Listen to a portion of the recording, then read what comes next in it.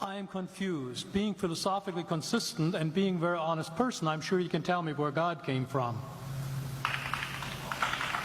And in addition, once you've told me where God comes from, please try to clarify how you can figure that a spiritual force can have an impact on a material universe to create it. I think that some years ago we already talked about that kind of thing in philosophical circles at any rate, by posing the question, if angels are made of spiritual matter and a pen is made of material matter and spiritual matter displaces no space, how many angels can dance on the tip of a pen? I have a sense of sort of reversal experience here, but please do, go ahead. You got 5 minutes. Now, I just want to know which question. That's all right. You may take the rest of the minutes. We're supposed to do one question at a time. Which one would you like? That was part of the format for the debate. So which question? I want you to fill in the story of the rest of the beginning of the universe. God, spiritual matter, impact on material matter. Okay. So 2 questions. All right. Go ahead. All right, your question, where did God come from, assumes that you're thinking of the wrong, obviously it displays that you're thinking of the wrong God, because the God of the Bible is not affected by time, space, or matter. If he's affected by time, space, or matter, he's not God.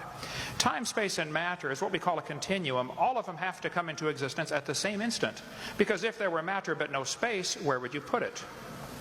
If there were matter and space but no time, when would you put it? You cannot have time, space, or matter independently. They have to come into existence simultaneously. The Bible answers that in 10 words. In the beginning, there's time. God created the heaven, there's space, and the earth, there's matter.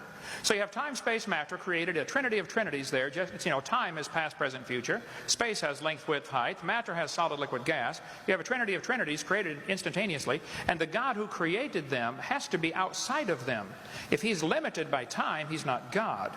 The guy who created this computer is not in the computer. He's not running around in there changing the numbers on the screen, okay? The God who created this universe is outside of the universe. He's above it, beyond it, in it, through it. He's unaffected by it.